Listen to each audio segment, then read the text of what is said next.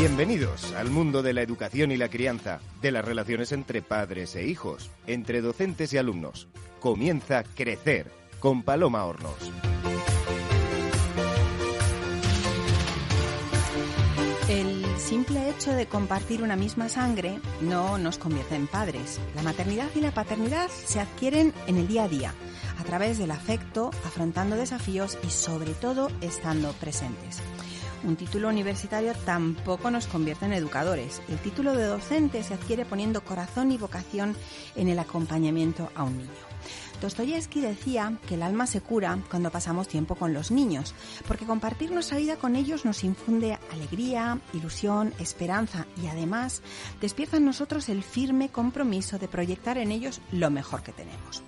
Para el psiquiatra Eric Berne, todos llegamos a este mundo sintiéndonos valiosos como príncipes y princesas. Sin embargo, en algún momento de nuestra vida podemos incluso llegar a pensar que somos solo sapos. La labor del adulto es precisamente impedir que esto ocurra, es hacerle ver al niño lo valioso que es por el mero hecho de existir. Por eso hoy, en Crecer con Paloma Hornos, vamos a hablar de crianza y de educación, de escuela y familia.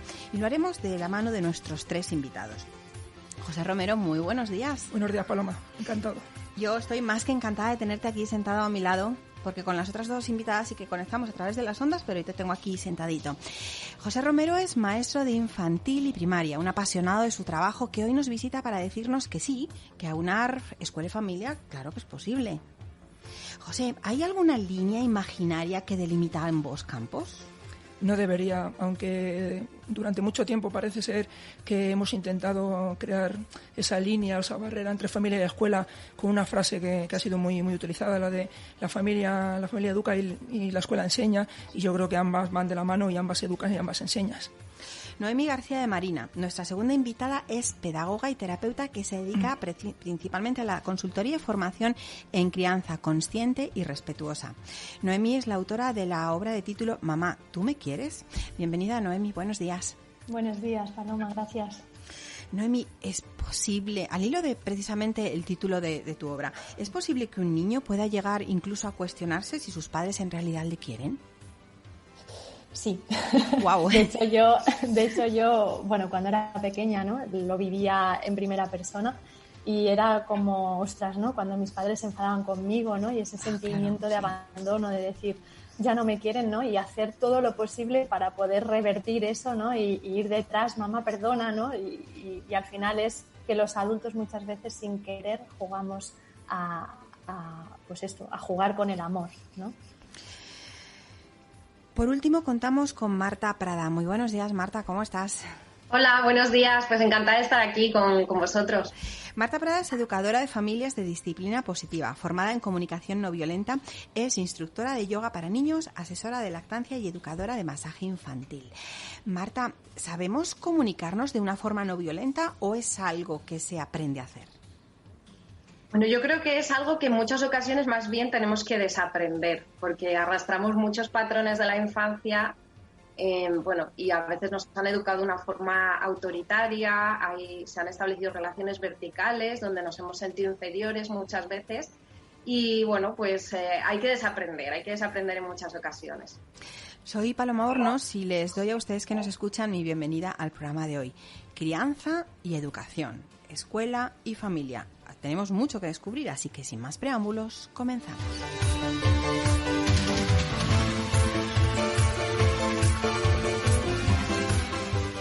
Para Marta Prada, educadora de familias, es vital que los padres acompañen a sus hijos en el día a día y sobre todo en los momentos en los que ocurren cambios en su vida. Con esta idea nació su obra Crecer felices ante grandes cambios de la vida. La vida es un constante cambio y para la familia no es menos. Empezar el cole, cambiar de etapa escolar, una mudanza, un hermanito que nace, un divorcio, una crisis. Todo ello afecta a los niños a corto, medio y largo plazo. Marta, ¿cómo surgió la idea de centrarte en una obra orientada precisamente a los momentos de cambio? Bueno, surge un poco porque yo personalmente en mi vida había pasado por muchos cambios. Y es verdad que son momentos en los que como adultos pues nos sentimos un poco perdidos, perdemos un poco también ese equilibrio y creo que son puntos fundamentales para construir al ser humano y al final la vida es cambio y forma parte de la educación. Y muchas veces cuando se habla de crianza respetuosa es como que se tiende un poco a idealizar y parece como que cuando hay circunstancias como pues una separación o determinadas circunstancias que a lo mejor no son las que nos hemos imaginado, pues no podemos llevarlo a cabo, y es todo lo contrario, ¿no? Justo creo que en esos momentos es cuando más consciencia tenemos que tener y que son momentos claves en el aprendizaje. Crecer felices ante grandes cambios de vida. Ese es el título de tu obra, que se plantea como una guía para aprender a gestionar de forma sana todos esos, como decíamos, cambios en la vida de nuestros hijos. ¿Cuáles dirías que son, Marta, las claves principales para poder vivir un cambio como eso que tú dices, ¿no? Una oportunidad de aprendizaje y de desarrollo? Porque muchas veces, si lo dejamos de forma intuitiva, lo vivimos como una pesadilla. Sí, pues muchas veces se trata, Paloma, de conocernos a nosotros mismos y también de tomar conciencia del cambio que estamos viviendo, de conocer a nuestros hijos, porque a veces tienen comportamientos que los achacamos a la edad, bueno, pues es que y realmente tenemos que tomar conciencia de cómo les influyen los cambios a ellos de forma interna y de forma externa, o sea que creo que es fundamental. Para mí hay una palabra que es la conciencia, ¿no? Y luego la actitud también, la actitud que nosotros tomamos ante los cambios. ¿Un cambio ocurre o pasa por una serie de fases que están más o menos delimitadas o designadas? Sí, bueno, cada ser humano tiene su proceso, ¿no? Y en un mismo día podemos pasar altibajos y podemos tener muchos estados emocionales, pero es verdad que cuando hay un gran cambio, pues como puede ser una muerte, una separación, necesitamos nuestro proceso. Hay una especie de duelo que tiene sus etapas, ¿no? Al principio es como un shock. Creo que todos lo hemos vivido también un poco en la pandemia, ¿no? Al principio es como que no nos lo creíamos, luego nos enfadamos con el mundo y poco a poco fuimos aceptándolo y nos fue influyendo también a cada persona de una forma diferente en función de cómo estábamos, de cómo llegábamos a ese cambio. Y por eso creo que es importante precisamente tomar conciencia de cómo nos influyen y cómo le influyen a los niños para aprender a gestionarlo con ellos de forma sana y de que cada cambio puede sacar un aprendizaje, ¿no? Entonces, de los cambios, las fases por las que pasa son básicamente las mismas de las fases del duelo. Bueno, depende del cambio también, depende del cambio que se produzca. Por ejemplo, no es lo mismo una mudanza, ¿no?, que se pueda producir en una familia, una mudanza, que una muerte, una separación, o de repente el papá o la mamá se van a vivir fuera, o están atravesando por una crisis económica. Hay que ver el tipo de cambio y ver también cuáles son las circunstancias de la familia, cuáles son los factores ambientales que rodean a los niños y a las niñas. Y también a nivel interno, la edad que tiene el niño, si tiene o no tiene hermanos, si hay un entorno que esté haciendo un poco de colchón para acompañarle. Y eso es un poco lo que vamos viendo en el libro, ¿no? Todos esos factores que rodean al niño y que están en él, y cómo en función de esos factores les pueden influir los cambios.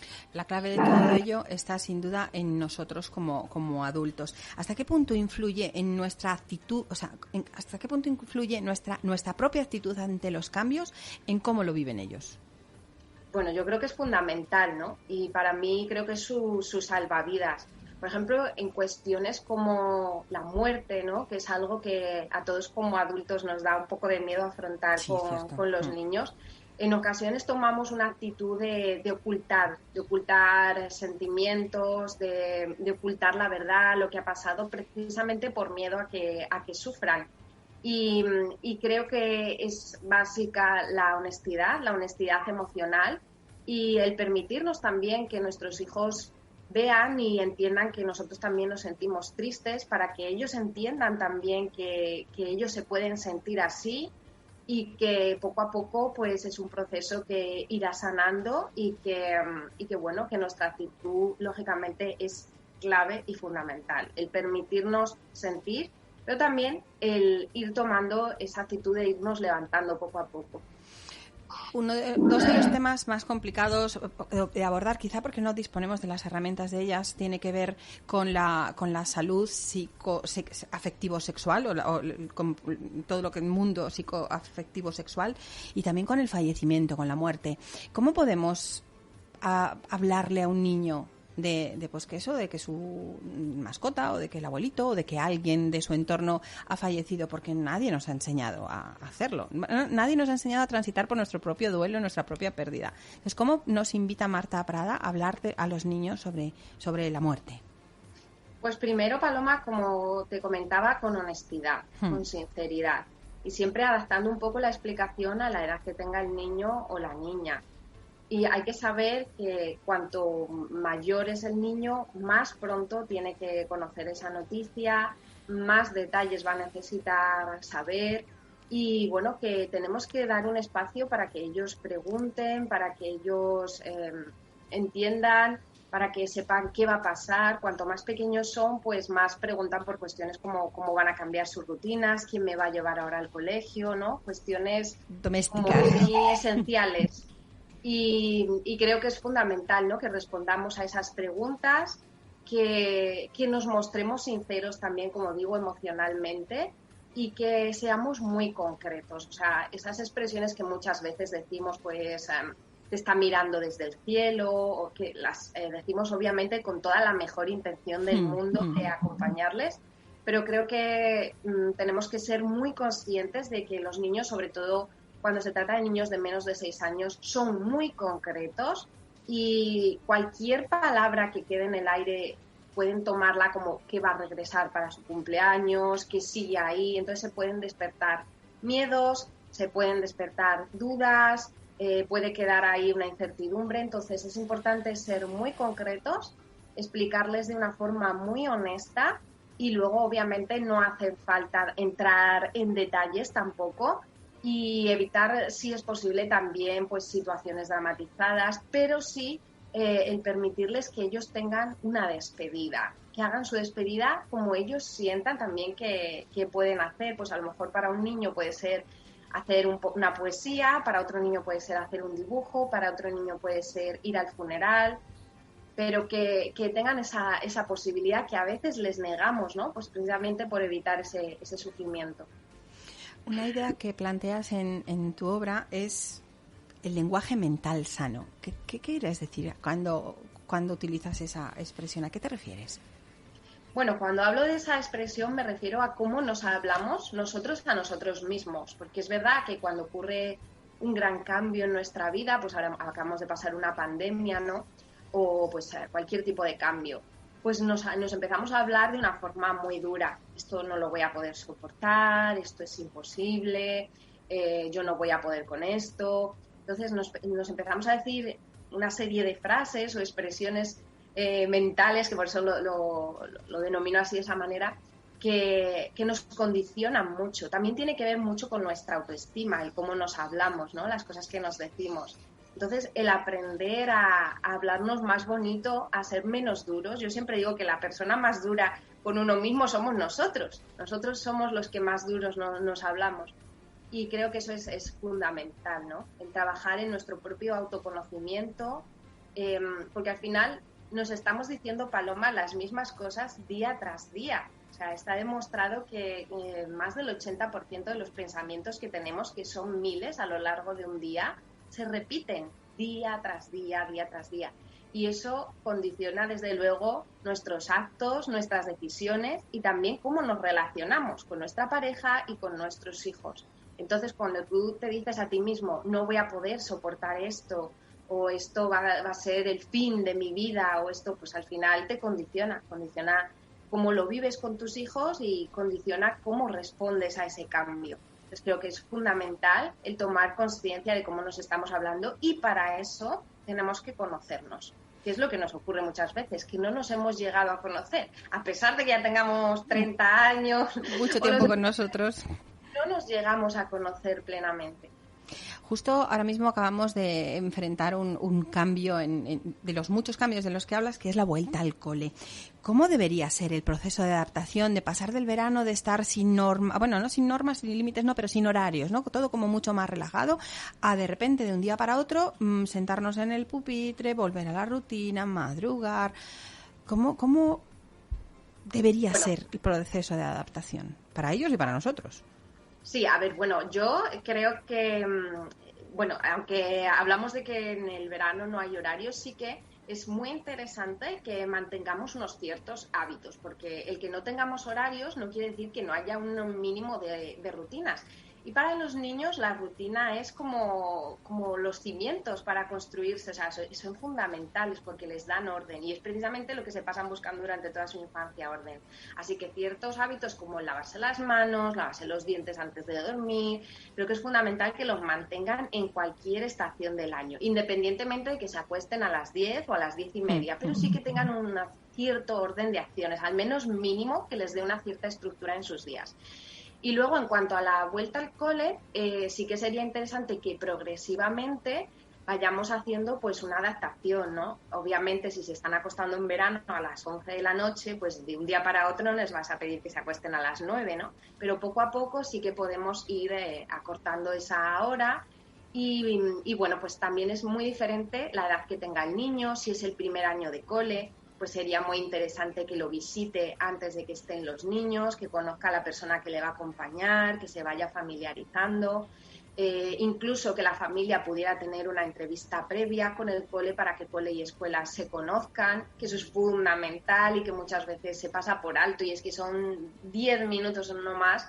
Y es fundamental para que los primeros días ese acompañante lo pueda hacer también de una forma mucho más consciente, que sepa lo que le gusta, lo que le da miedo, cómo se puede adaptar. Y bueno, depende mucho también. Para mí no hay un proceso de adaptación ideal. Creo que depende de la infraestructura que tenga la escuela, depende un poco de la familia. Y lo que sí creo es que debería de haber un proceso de adaptación individualizado para cada niño, porque hay niños a los que les cuesta mucho adaptarse y deberían de tener su tiempo. Y hay niños que, sin embargo, pues se adaptan y están encantados y van, pero no podemos esperar que todos los niños se adapten al cole de la misma manera. Una de las herramientas que propones en tu obra es la reunión familiar semanal. ¿Cómo podemos plantearlas y desarrollarlas para que no sea un tiempo baladí, sino que realmente sean eficaces? Bueno, esa herramienta, las reuniones familiares, a mí es algo que nos cambió la forma de estar en la familia y por eso hablo mucho de ella, porque creo que a los niños les puede aportar muchísimas herramientas, pero no solo a ellos, también a nosotros como adultos, y a nivel familiar puede mejorar mucho la comunicación. Se trata de un espacio, Paloma, en el que, bueno, pues dedicamos unos 20 minutitos pues precisamente a eso, a comunicarnos, a conectar, como un tiempo de parada. Igual que las empresas hacen sus reuniones de vez en cuando, nosotros en la familia somos un equipo. A mí me gusta ver la familia así, ¿no? Como un equipo en el que todos tenemos algo que aportar y como equipo que somos tenemos que buscar esos espacios para comunicarnos, para coordinarnos. Y bueno, pues son unas reuniones que se hacen cada semana, a ser posible en el mismo día, en el mismo momento, para que los niños tengan esa seguridad de que se va a hacer. Y bueno, pues se empieza agradeciendo, luego se van tratando temas que queramos charlar en familia, los que queramos buscar soluciones. No tienen por qué ser problemas, pueden ser, pues, hay que ir al dentista la semana que viene, ¿quién va a acompañar al niño o a la niña? O sea, se van poniendo temas sobre la mesa que durante toda la semana hemos ido apuntando. Yo en casa, por ejemplo, los apuntamos en unos post-its y los metemos en un botecito y así van saliendo en la reunión de forma aleatoria. Después de tratar los temas que queremos compartir, vamos buscando soluciones, las apuntamos. O sea, no es un momento para buscar culpables y hacernos reproches de los problemas que hemos pasado durante la semana. Es un momento para buscar soluciones. Entonces, pues bueno, las preguntas deberían ser ¿qué podemos hacer para solucionar este tema que tenemos en casa? ¿Qué solución se nos ocurre a todos? Después de eso podemos coordinarnos, por ejemplo, en las tareas de casa, ¿no? Porque siempre es como que alguien de la familia soporta más peso, vamos a distribuirnos, vamos a asignarles a los niños también pequeñas responsabilidades que les den autonomía, que les hagan sentir valiosos y sobre todo con las que ellos se sientan miembros de, como os decía, de un equipazo, ¿no? Que es la familia. Entonces, tareas que pueden ser poner la mesa, que pueden ser pues cada niño en función de su edad, obviamente, ¿no? Nos coordinamos en esas tareas del hogar, luego podemos hacer planes especiales. Lo ideal sería que hiciéramos planes que sean sencillos, que podamos hacer durante la semana próxima, que pueden ser ir al parque, leer un cuento con papá o con mamá, o sea, planes sencillos. Cada miembro de la familia en exclusiva con uno del resto, es decir, un plan de mamá con el peque, un plan de papá con el peque, para que cada uno tengamos nuestro plan. Este punto para mí es súper importante en la reunión porque, Paloma, ahora que dices tú de volver al cole, cuando volvemos al cole en septiembre y hemos pasado las vacaciones, es como que de repente piensas, madre mía, hasta el año que viene que tengo otra vez vacaciones. Y te desmotivas, ¿no? Nos entra un poco ese estrés que llaman posvacacional. Entonces, el tener ahí pequeños planes sencillitos a los niños les aporta también motivación. Entonces, es como pues el tener algo ahí, ¿no?, que nos motive y nos una como familia. Entonces, se hacen esos planes sencillitos y se acaba la reunión con un juego de conexión. Pues podemos jugar a adivinar el personaje. ¿Soy un animal? ¿O tengo patas? Cualquier juego que se nos ocurra. Ya digo, la reunión dura unos 20 minutillos o así, no tiene que durar mucho más. Es ideal pues para niños que ya se puedan expresar, obviamente, claro. Tienen que tener pues algo más de 3 añitos, también en función del niño, ¿no? Y tener esa capacidad de esperar, de estar un momento sentado. Y bueno, pues creo que es una herramienta que si las familias que nos escuchan se animan a integrarla en sus casas, puede ser un antes y un después. Crecer felices ante cualquier cambio de vida. Esta es la obra de Marta Prada, páginas repletas de inspiración, de herramientas y casos prácticos para abordar desde la consciencia, el amor y el respeto cualquier cambio en la vida familiar. Muchísimas gracias, Marta. Gracias por compartir esta mañana con nosotros. Gracias a ti, Paloma, un placer.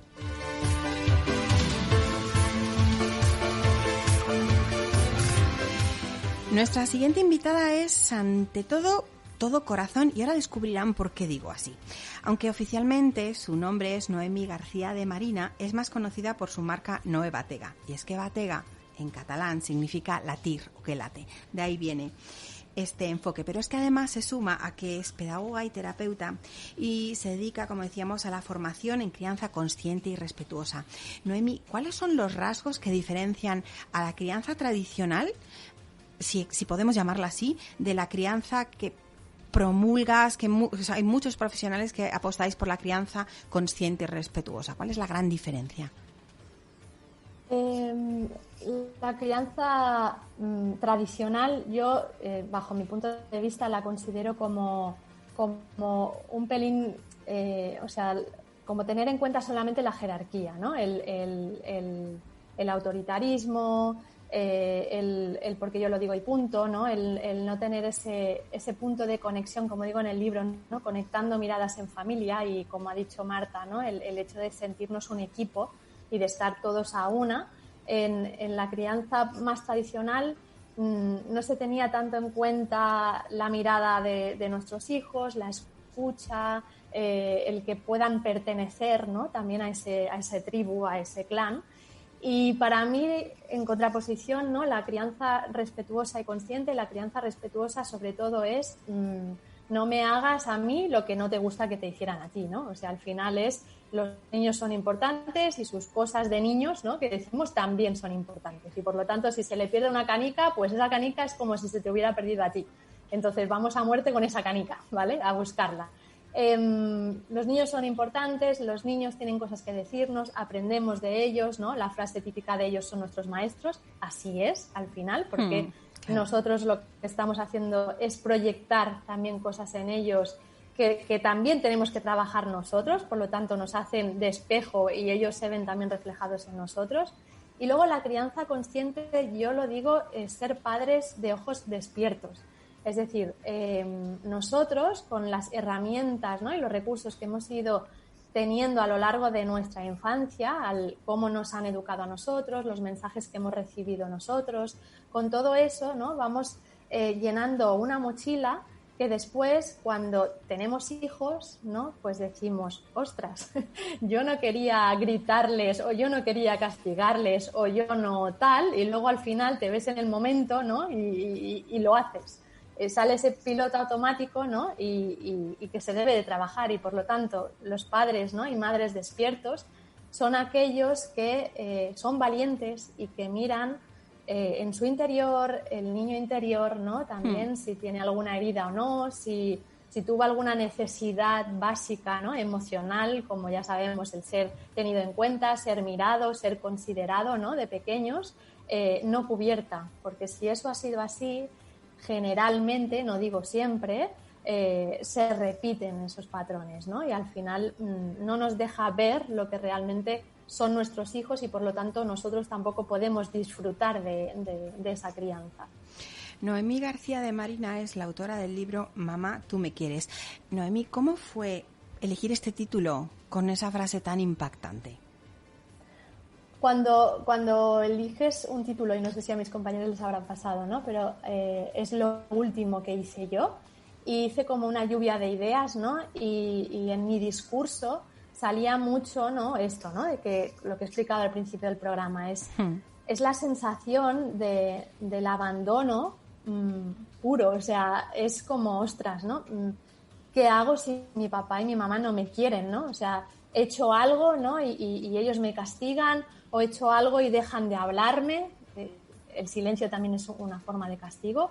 Y para mí es esto, ¿no? Es súper importante el amor. Para mí es el pilar más principal de la crianza, pero el amor de forma incondicional. Y siempre digo, ellos sí que nos quieren incondicionalmente. Nosotros, a veces, y no de forma intencionada, como he dicho, jugamos con ese amor, ¿no? Retirando la palabra, te castigo, te amenazo, si no haces esto no tendrás lo otro, etcétera. Entonces, yo cuando era pequeña me acuerdo, ¿no? que bueno, le decía a mi madre que ahora hace un mes que falleció, y yo me acuerdo, y con cariño lo digo, me acuerdo que cuando me enfadaba, ¿no? O ella se enfadaba conmigo, enseguida iba a la cocina y era, pero mamá, ¿tú me quieres?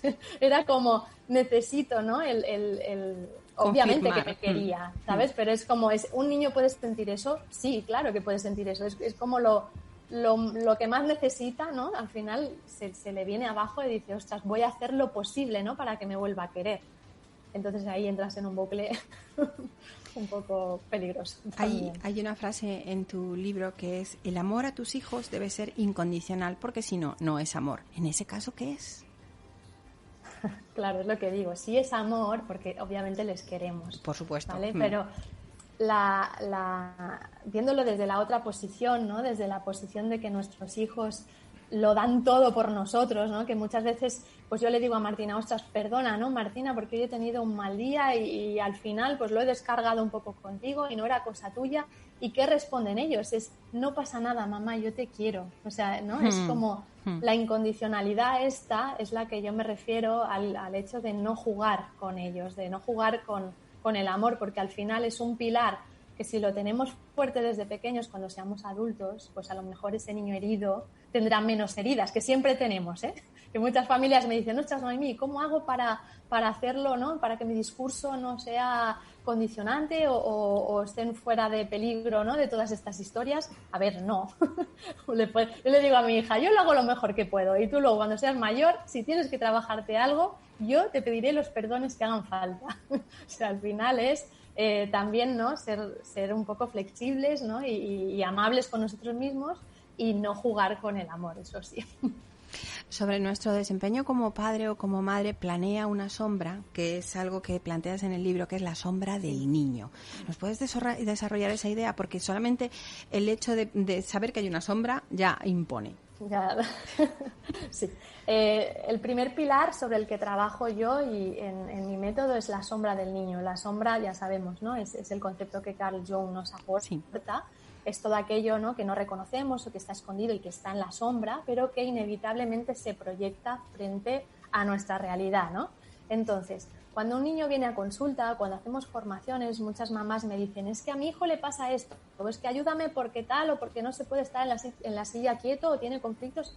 Vale, yo os ayudo con eso, ¿no? Recojo esa demanda, pero es como si eso solamente fuera una foto. Yo necesito ampliar la foto, ¿no? Y ver pues todo el entorno que conlleva eso, claro. ¿Cuál es la sombra de papá y de mamá? Es decir, cómo se ha criado papá, cómo se ha criado mamá, qué valores tiene uno, qué el otro, si somos un equipo y realmente vamos en un camino, ¿no? Que vamos unidos con una hoja de ruta definida, sin ser rígida, obviamente, siempre hay cosas, ¿no? Que nos hacen flexibilizar y cambiar de opinión, pero sí que es importante el saber qué guión de vida tiene uno, a lo mejor la mamá es yo qué sé, sobreprotectora, ¿no? Porque ella también vivió en su infancia pues que sus padres se separaron y ella tuvo que coger el rol, ¿no? De proteger a su madre, y eso lo está proyectando en sus hijos.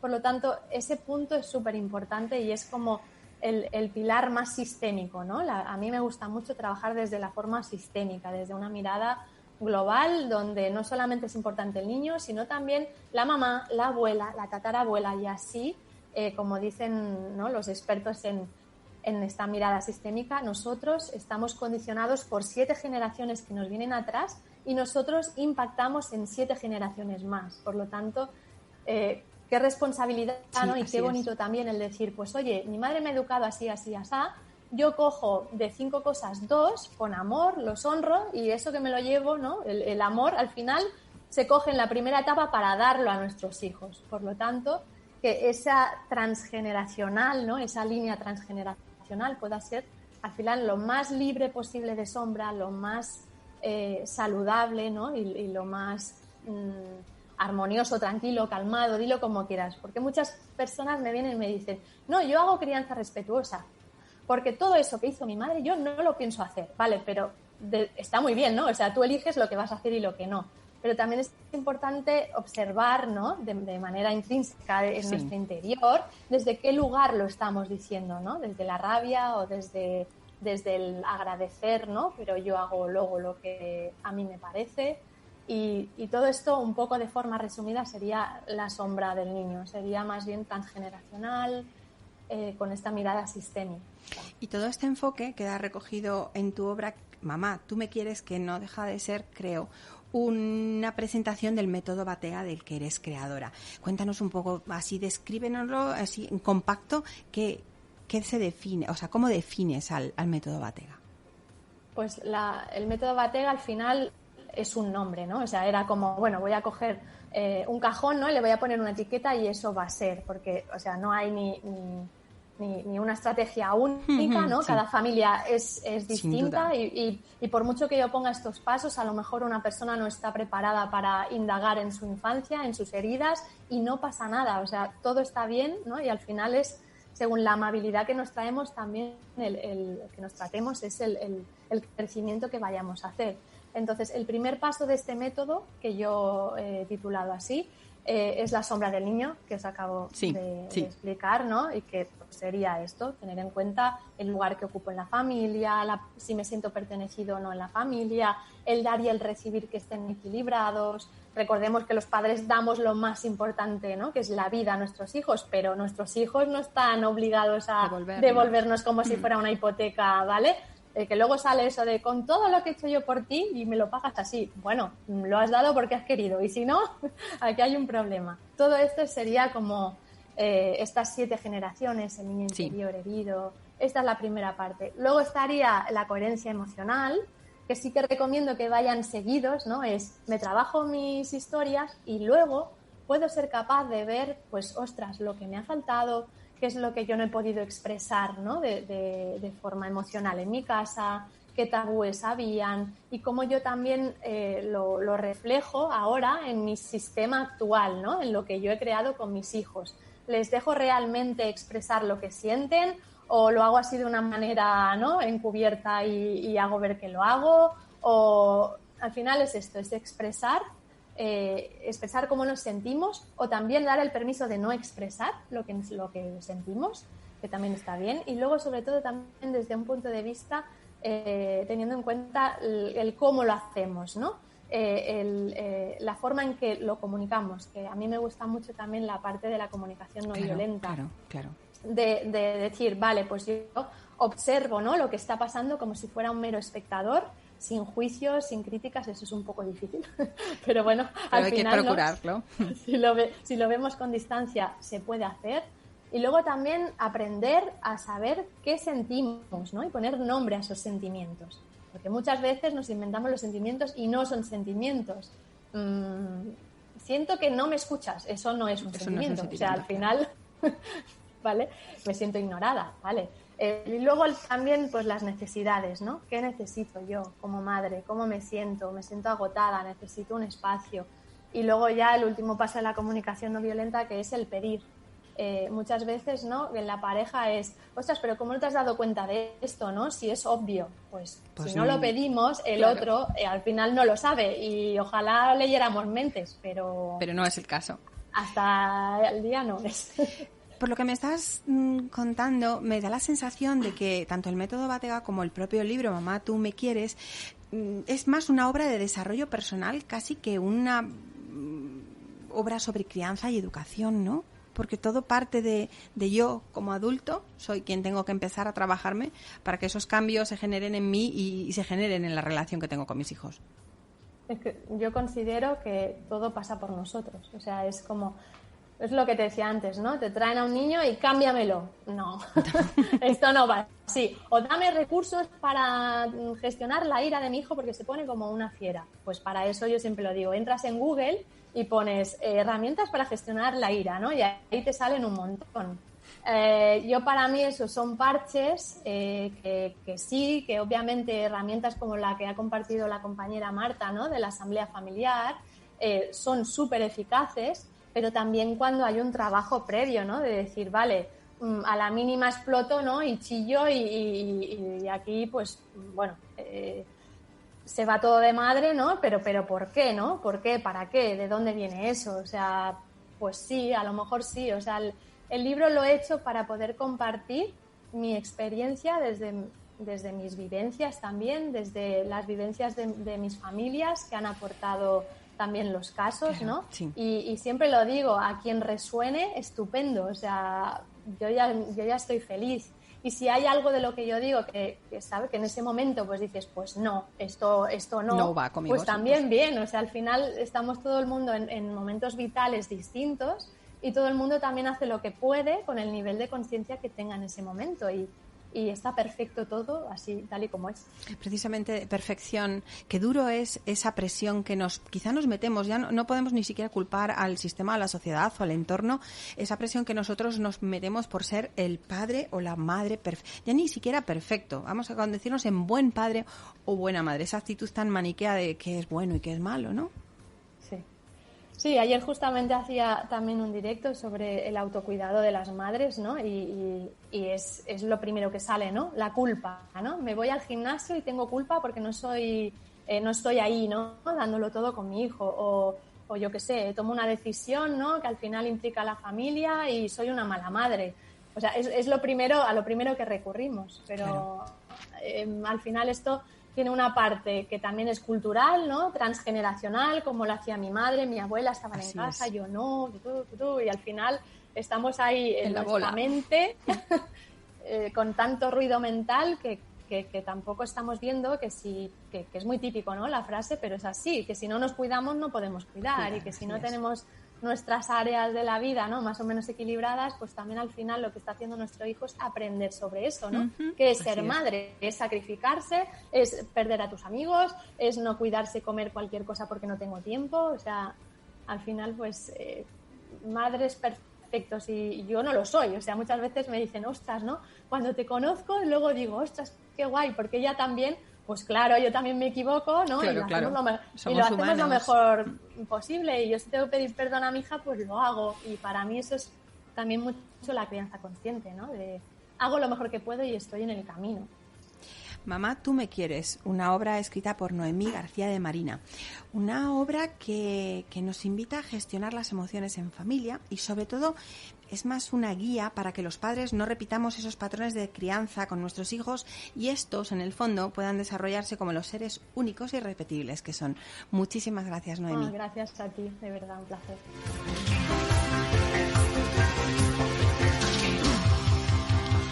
La familia y la escuela son los dos contextos en los que se desarrollan los niños, dos contextos que se complementan para favorecer su desarrollo intelectual, emocional y social.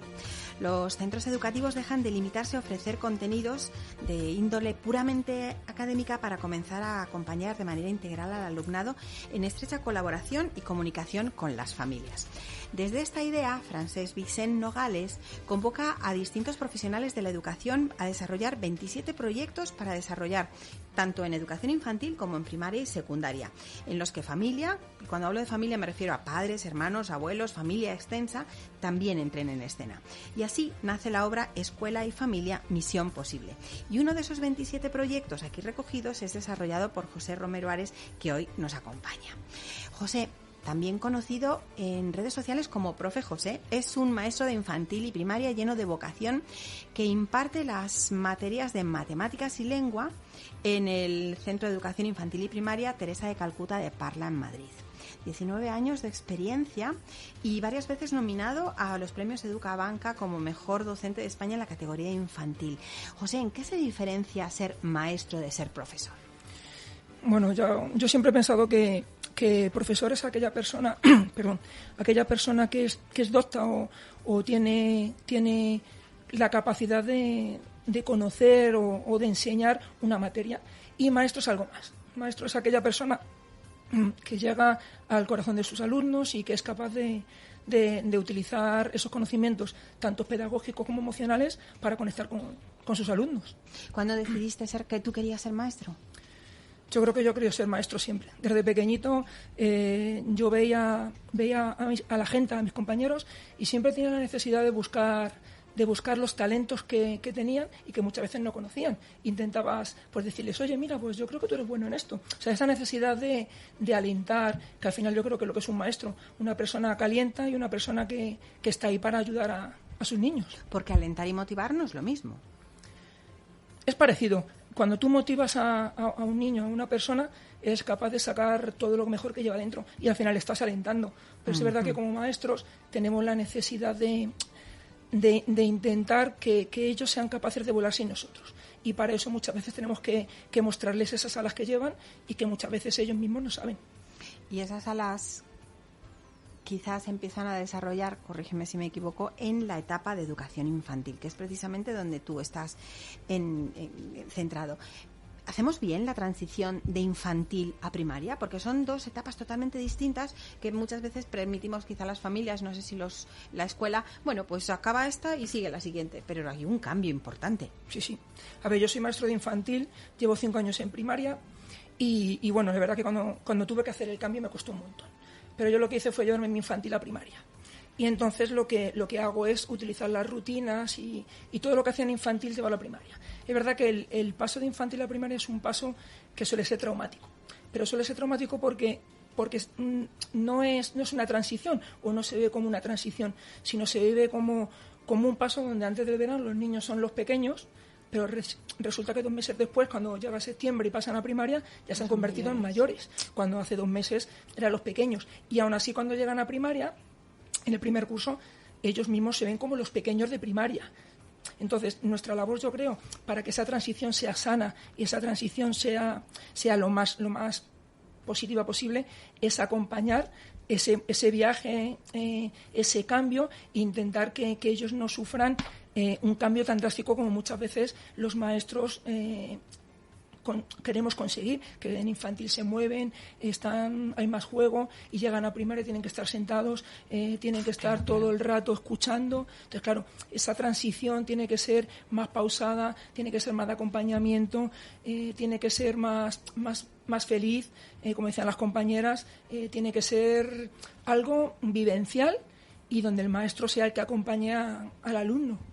Dentro de la obra Escuela y Familia, Misión Posible, en el capítulo de proyectos para educación primaria, José desarrolla una interesante propuesta, que además enlaza mucho con lo que en cierto modo nos ha adelantado Marta Prada.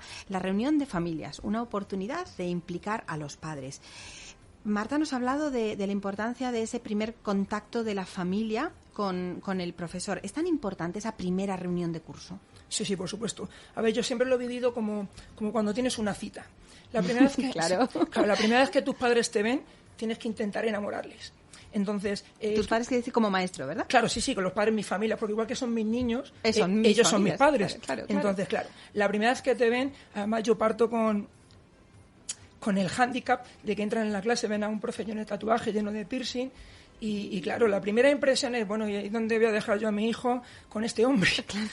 Pero claro, también es verdad que es una cosa que yo trabajo mucho con mis niños y lo he hablado un montón con ellos para cuando trabajamos el tema de ser críticos y la propia percepción de uno mismo y de lo que vemos en los demás a la hora de juzgar. Yo les sí lo digo, yo la primera vez que vuestros padres me ven un hombre con tatuajes, con piercing y tal, y bueno, menuda pinta tiene este hombre.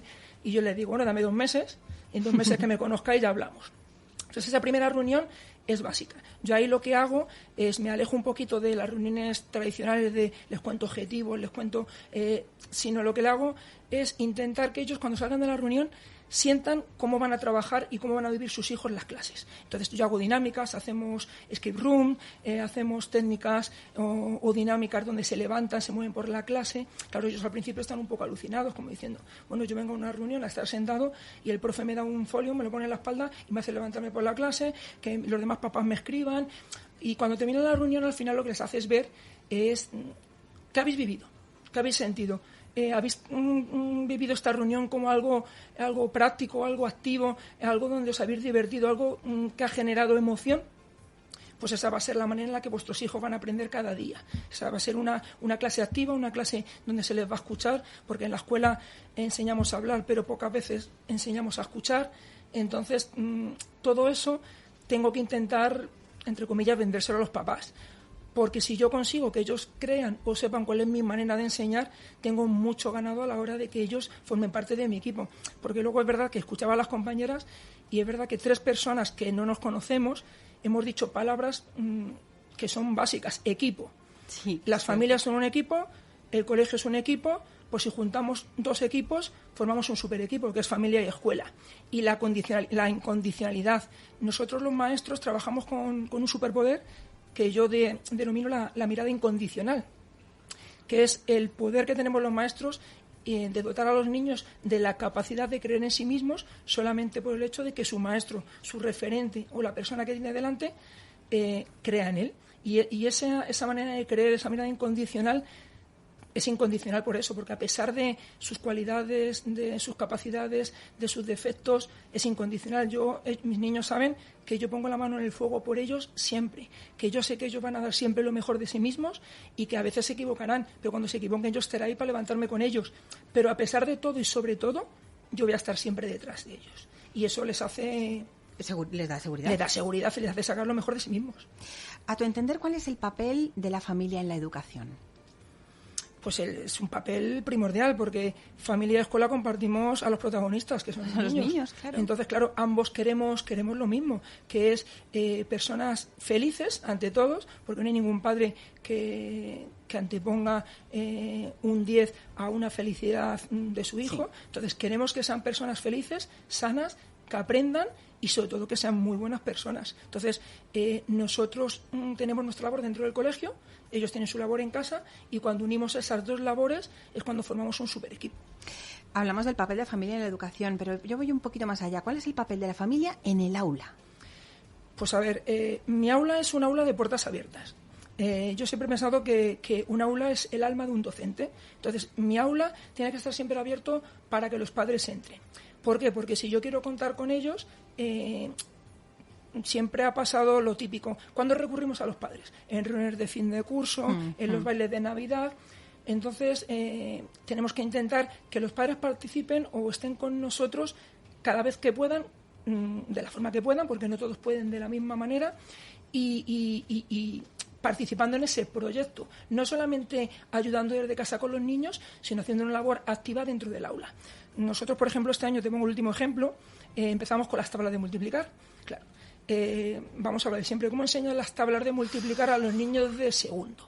Yo me acuerdo que en nuestra época era copiar y copiar y copiar. Tenemos una generación que es la generación del TikTok. Sí, bueno, es así. Es inevitable. Entonces, claro, yo hablaba con ellos y ellos tú les decías, les ponías los vídeos de Miliki, que Miliki es un referente para todos, pero bueno, ellos me miraban como diciendo, ¿y esto qué es?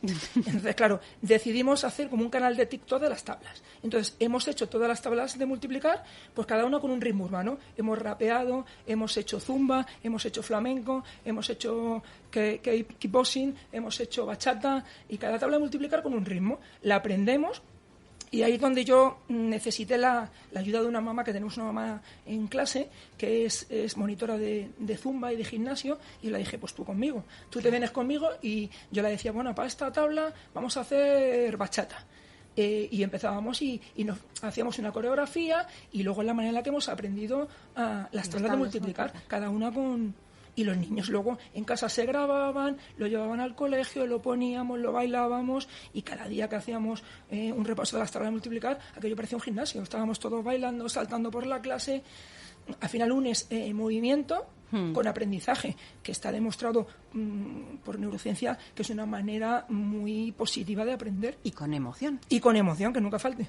¿Cómo atraes a las familias para que se impliquen en el aula? Porque este es un ejemplo, pero en general, porque una cosa es muy distinta, es decir, aula de puertas abiertas, y otra cosa es decir, oye, que están abiertas para que vengas. ¿Cómo les incorporas al aula, a las familias? Pues a ver, yo creo que la mejor manera es en la que ellos se sientan partícipes. Entonces tú desde el principio les explicas el proyecto, les explicas cómo funciona, les explicas desde el primer día que ellos son parte activa de ese proyecto, que vas a contar con ellos siempre que puedas, que a todos no les vas a pedir lo mismo, pero sí a cada uno les vas a pedir a su manera que colaboren contigo, y cuando llega ese momento, pues tú colaboras con las familias, les pides lo que quieres de cada una, y ya a su manera o de la mejor manera que pueden te lo ofrecen. Y luego, por supuesto, estando para ellos siempre que me necesitan.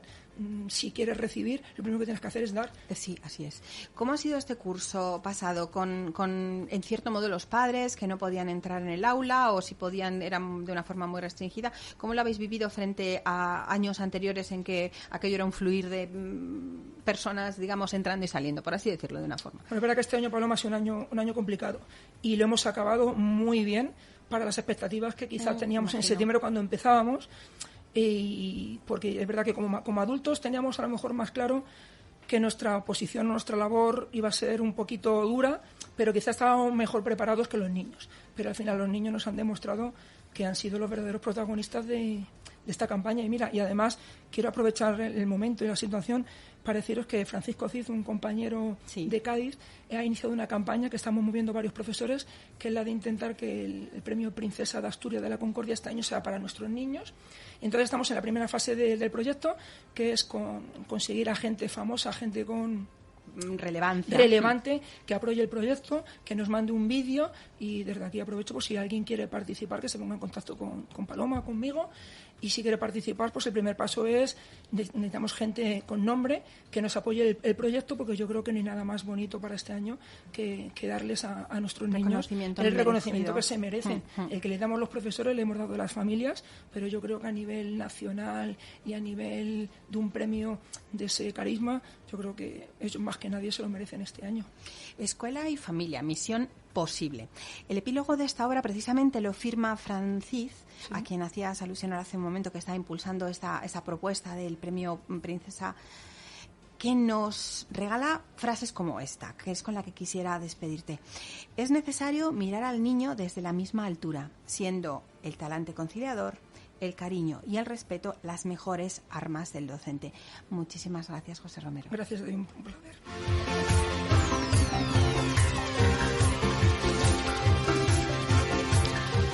Educar implica reducir la libertad inconsciente del niño para llevarle a una libertad consciente, esa que le hace libre y que además es capaz de relacionarse de forma consciente consigo mismo y con su entorno. ¿Podremos los padres educar de esta manera? Pues lo cierto es que criamos y educamos en función de nuestro propio grado de consciencia. Cuando uno es joven, cuando hay tanto por experimentar y tanto por vivir, no siempre somos conscientes de la labor de nuestros padres o de nuestros profesores.